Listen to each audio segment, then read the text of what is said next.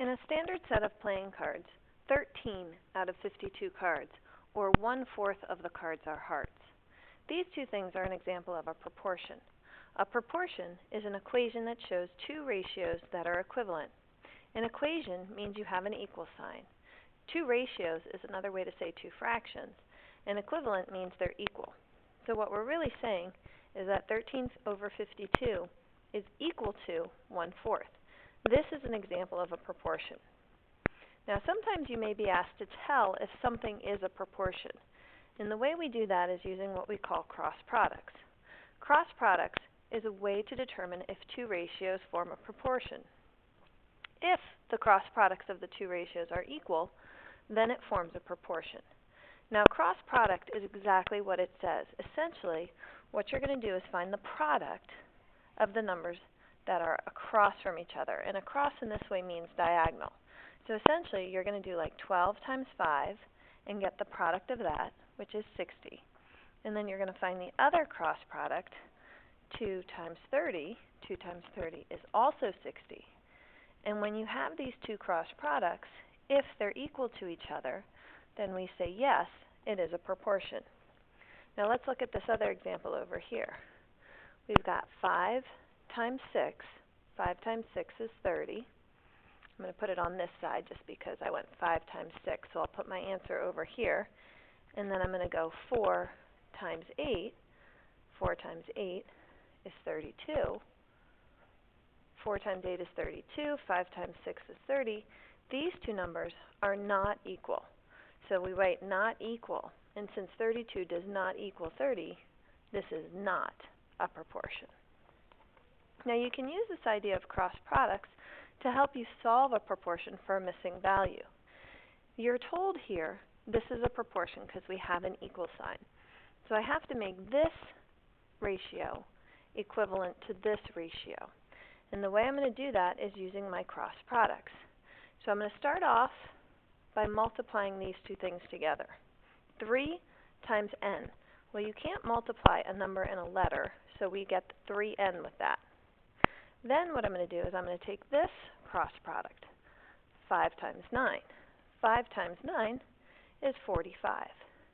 And we know because this is a proportion, these two amounts have to be equal. So what this is saying is that 3 times something equals 45. So if I want to know what we multiply by here to get 45, what I really need to think about is, okay, if I divide 45 by 3, that's going to give me this value of n.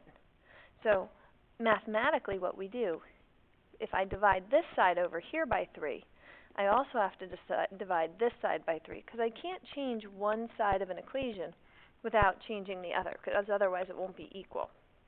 So 3n divided by 3. Well, 3 divided by 3 is going to leave me with 1. So what I have on this side is 1n. And because there's only one of them here, most times mathematicians won't write that 1. They'll just put this as n. Okay, those 3's kind of cancel out is what we say. And then when we do this division, 45 divided by 3, we get 15. So that is the answer to this proportion. We know that this value of n is 15 in order to make these two things equal. Let's try another one, okay? So again, we're going to start off with our cross products. 4 times w. We can't multiply a letter and a number together, so that leaves me 4w. And then I'm going to find my other cross product, which is going to be 5 times 8. 5 times 8 gives me an answer of 40.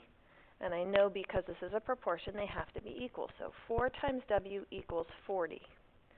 Now, again, we need to find out what we're multiplying by. 4 times w equals 40, which means that if I take this 40 and divide it by 4, that's going to tell me what w has to be. So 4 divided by 4 here, those 4's will cancel out and leave me with just 1w on this side. And over here, 40 divided by 4 equals 10. So you can see that this is the answer to this proportion. And if you just want to double check, just to be sure, make sure you did everything correctly, what you can do is you can set up your original proportion, but instead of putting this W here, put in the value you have for 10 and test it out using your cross products. Remember, 5 times 8 gives you 40, 4 times 10 gives you 40, and because they're equal, this is a proportion, so you know you did the problem correctly.